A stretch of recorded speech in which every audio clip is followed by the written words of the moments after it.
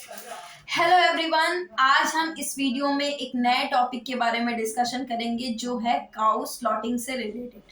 क्यों डिस्कशन करेंगे, क्या रीजन है डिस्कशन करने का, ये सारी चीजें हम इस वीडियो में आगे जानेंगे। ठीक है, उससे पहले आप लोग मेरा चैनल सब्सक्राइब कर दीजिए, क्योंकि देखिए आप लोग सब्सक्राइब नहीं कर रहे हैं चैनल, पता नहीं क्यों, लेकिन आप लोग नहीं कर रहे हैं। तो अब मैं कह रही हूँ, रिक्वेस्ट कर रही हूँ, तो कर दीजिएगा। ओके, चलिए वीडियो शुरू करते हैं। तो वीडियो में क्या है, काउ स्लॉटिंग से रिलेटेड ये वीडियो है। क्यों बनाई जा रही है ये वीडियो, क्योंकि अभी आपको पता है रिसेंट में इलाहाबाद हाई कोर्ट ने एक जजमेंट में कहा है सेंट्रल गवर्नमेंट को कि काउ स्लॉटिंग को पूरी इंडिया में बैन किया जाना चाहिए और काउ को प्रोटेक्टेड नेशनल एनिमल भी डिक्लेयर किया जाना चाहिए। तो ये सारी चीजें हमारी जो इलाहाबाद हाई कोर्ट है उन्होंने कहा है। क्यों कहा है, क्या रीजनिंग दी है, वो सारी चीज और कौन सी जजमेंट में कहा है, ये सारी चीजों को आज हम इस वीडियो में जानेंगे। सबसे पहले हम जानते हैं जजमेंट का नाम। क्या नाम है जजमेंट का? State of UP and others versus Akhtar जहां बहार अली। ये एक जजमेंट है। एक इस केस के जजमेंट में उन्होंने ये बात कही है। ये क्यों केस गया था हाई कोर्ट में, वो बात हम जानते हैं। एक सेक्शन है 482 सीआरपीसी, उसमें ये पेटिशन फाइल की गई थी। किस लिए? चार्जशीट को क्वेश्चन करने के लिए। अब आपके दिमाग में आएगा कि चार्जशीट क्वेश्चन डिफाइन होगा 482 में, तो नहीं, ऐसा नहीं है।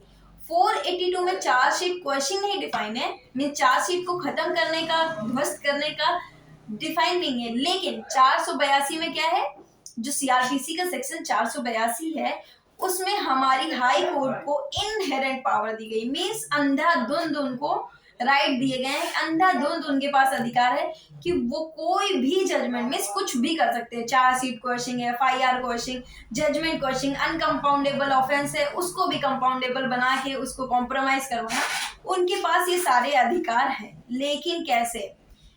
परफेक्ट रीजनिंग के साथ, नेचुरल लॉ को फॉलो करते हुए, है ना।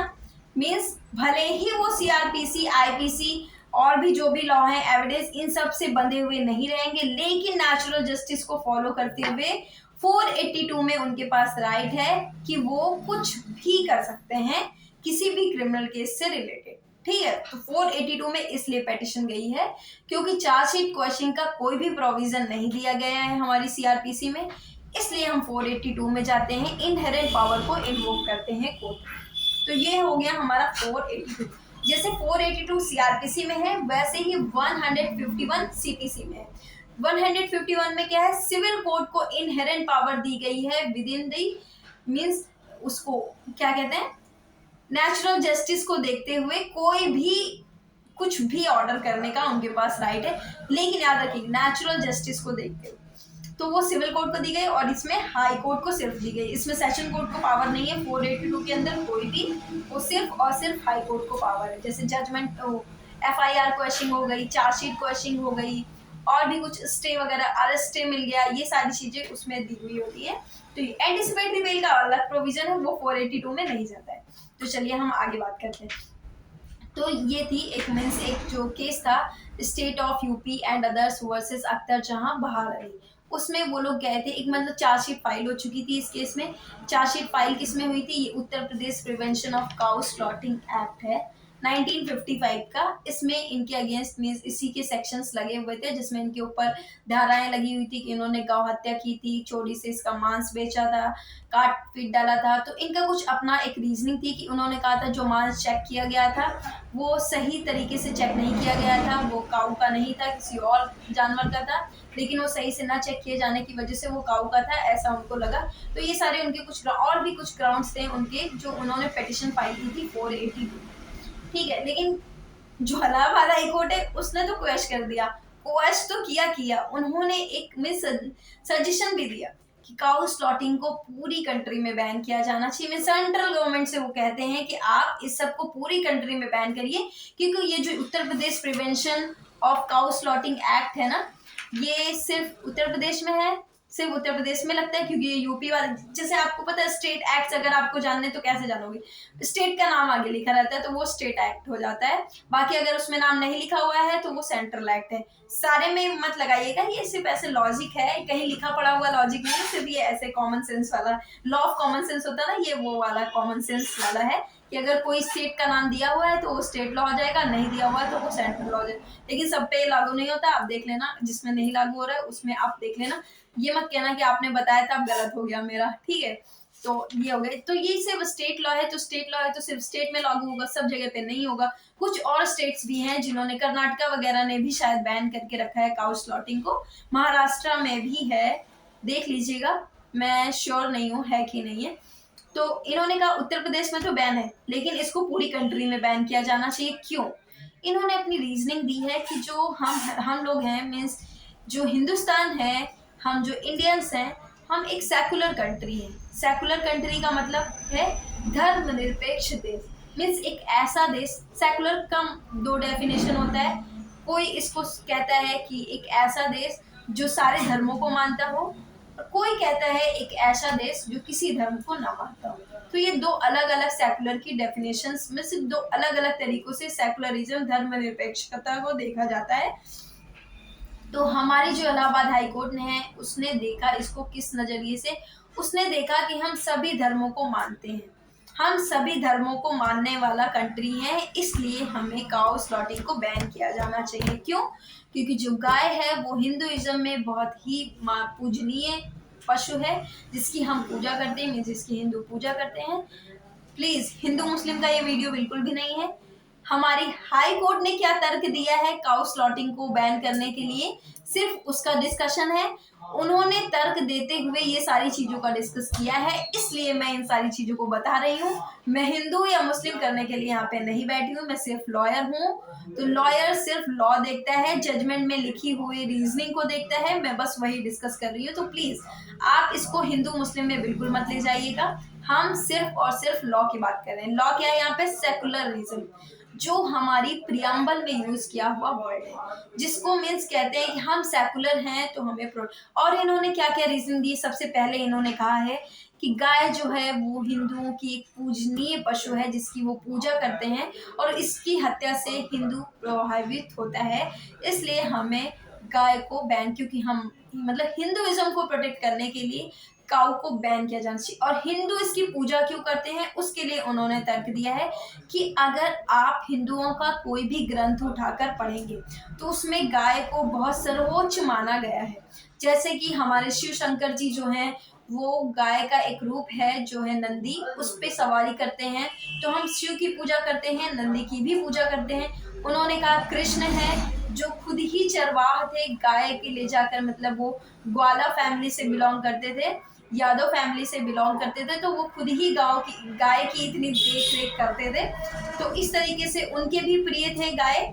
और भी उन्होंने गाय का रूप जो है कामधेनु, जो इच्छाओं को पूरी करने वाली गाय है, उसके बारे में बताया है। तो इन सारी चीजों को बताते हुए उन्होंने कहा गाय को हम क्यों पूजा करते हैं। उन्होंने ये भी बताया कि बहुत सारे ग्रंथों में, मीन्स हिंदू के अगर आप ग्रंथ पढ़ेंगे, पुराण पढ़ेंगे, तो उसमें गाय को एक सैरोगेट मदर भी बताया गया है हम इंसानों का। क्यों? क्योंकि जो गाय का दूध है और जो हमारी मदर का दूध है, ये दोनों ही पौष्टिक, मतलब दोनों ही इक्वली पौष्टिक होते हैं। अगर नवजात शिशु है उसके लिए जितना उपयोगी माँ का दूध होता है, उतना ही गाय का भी दूध होता है। और उन्होंने कहा है कि जब हमारी माँ का दूध नहीं होता है तो गाय हमें अपना दूध देती है, जिससे कि हमें सब कुछ, मीन्स हमें वो सारे पौष्टिक आहार मिल सकते हैं जो हमारी मदर के फीडिंग से मिलते हैं हमें। तो इसलिए हम उसे सैरोगेट मदर भी कहते हैं, इसीलिए हम उसकी पूजा भी करते हैं। गाय का मूत्र बहुत ही ज्यादा औषधि उपयोग में, अभी है ना, ऐसे सुनने में आप लोगों को मजाक लगता है कि हाँ गाय का मतलब सुसु पियेंगे क्या हम किसी का, लेकिन आप सच में अगर जाइए, आप इसको स्टडी करिए, तो आपको पता चलेगा कि गौ मूत्र कितना ज्यादा इम्पोर्टेंट, मीन्स कितना ज्यादा लाभदायक होता है। ऐसे हम मजाक में, मीन्स हमें लगता है कि हम बहुत ज्यादा जो है अनएजुकेटेड है, कुछ भी रिएक्ट करते हैं। गौमूत्र का नाम सुनते ही हमारा रिएक्शन ऐसा होता है कि पता नहीं क्या है, कि भाई किसी की सुसु पीने से कोई सही हो जाता है, सही हो जाता है यार, बहुत सारी बीमारियां उससे ठीक हो जाती है। एक बार आप उसका प्रॉपर मैकेनिज्म पढ़ो, किस टाइम का कैसे क्या होता है, तो पता चलेगा आपको। तो इन सारी चीजों को छोड़ के हम फिर से अपने टॉपिक पे आते हैं। तो क्या गौमूत्र की उपयोगिता हमारे आयुर्वेदा में लिखी हुई है। गाय का गोबर, गाय का दूध, ये सारी चीजें हमारे लिए कितनी इंपॉर्टेंट हैं ये सब उसमें लिखा हुआ है। तो वो यही बताता है कि हमारा जो मतलब जो हाई कोर्ट है वो यही बता रहा है कि देखिए इतनी सारी इसकी उपयोगिताएं हैं, हिंदू इसे पूजा करते हैं, इसकी मतलब पूजा अर्चना करते हैं। अगर इसकी हत्या होती है तो ये एक प्रकार से उनके भगवान की हत्या हो रही है। तो अगर हिंदुइज्म को प्रोटेक्ट करना है, हम सेकुलर कंट्री में हैं, हमारी कंट्री में हिंदू लोग भी हैं, तो इसलिए हमें गौ हत्या को पूरी कंट्री में बैन करना चाहिए, क्योंकि हिंदुओं की जो धार्मिक भावना है उसमें ठेस पहुंचती है। और ऐसे भी उन्होंने मतलब लॉजिक दिया कि गाय कितनी ज्यादा उपयोगी है हमारे लिए, तो इसको बैन किया जाना चाहिए, इसकी स्लॉटिंग को, इसकी हत्या को बैन किया जाना चाहिए। तो ये था उनका व्यू जो उन्होंने कहा कि काउ स्लॉटिंग को क्यों बैन किया जाना चाहिए।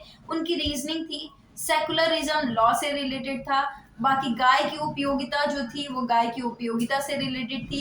हिंदुइज्म को जस्टिफाई करने के लिए उन्होंने हमारे पुराणों, ग्रंथों, उन सारी चीजों का सहारा लेते हुए इस बात को जस्टिफाई किया है कि गाय हत्या क्यों बैन की जानी चाहिए। तो ये तो हो गया उनका भी। आपको क्या लगता है? देखिए जैसे कि अगर आप उत्तर प्रदेश में देखें तो एक बड़ी समस्या हो रही है कि गाय को कह तो दिया है प्रोटेक्ट करने के लिए, ये यूपी जो काउ स्लॉटिंग प्रिवेंशन वाला एक्ट है ये है, सही है, सब कुछ है, लेकिन बहुत ज्यादा गाय इधर उधर घूम रही है। गायों की वजह से लोगों की मृत्यु होती जा रही है। मतलब गौ हत्या बचा के आप ह्यूमन हत्या तो नहीं कर सकते हैं ना। तो मुझे लगता है कि ये काउ स्लॉटिंग को बैन करने के साथ साथ उनको कहाँ पे रखा जाए, उनकी व्यवस्था क्या होनी चाहिए, ये भी उन्हें देखना चाहिए। और कौन सी गायों की हत्या की जा सकती है, कौन सी गायों की हत्या नहीं की जा सकती है, ये पूरा पूरा क्लियर होना चाहिए। और मुझे लगता है अगर ऐसा कुछ होता है तब तो ठीक है, अदरवाइज सिर्फ ऐसे गाय हत्या बंद करेंगे तो फिर बहुत ज्यादा गाय हो जाएंगी। बाकी आपका क्या सजेशन है? मतलब इन्होंने जो डिस्कशन किया हिंदुइज्म को लेकर के, अगर आप उसे छोड़ दें तो गाय की उपयोगिता के बारे में इन्होंने जो बताया है वो काफी अच्छा है। अगर आपका मन हो तो आप एक बार पढ़ लीजिए जजमेंट, काफी अच्छी लिखी हुई है। बाकी तो कुछ इस जजमेंट में नहीं है, नॉर्मल सी है, कोई लैंडमार्क जजमेंट नहीं है। अगर इसके ऊपर कोई एक्ट बन जाता है, मीन्स ये काऊ के स्लॉटिंग से प्रिवेंशन से रिलेटेड कोई एक्ट बन जाता है तो ये लैंडमार्क हो जाएगी, क्योंकि इसी जजमेंट के थ्रू ये एक्ट आया था, ये आ जाएगा। लेकिन अभी जब तक कुछ नहीं होता तब तक ये नॉर्मल जजमेंट है। सिर्फ नॉलेज के लिए पढ़ना अच्छी बात है तो आप पढ़ सकते हैं, क्योंकि पेट भरने के लिए खाना जरूरी नहीं है, लेकिन नॉलेज के लिए पढ़ना जरूरी है। Okay, bye bye. I hope so आप लोगों के लिए यूजफुल वीडियो हो। और प्लीज हाँ, लास्ट टाइम बोल रही हूँ, सब्सक्राइब कर दो। नहीं कर रहे हो आप लोग, सिर्फ कहते हो कि कर देंगे कर देंगे, कर दो यार। Okay, thank you.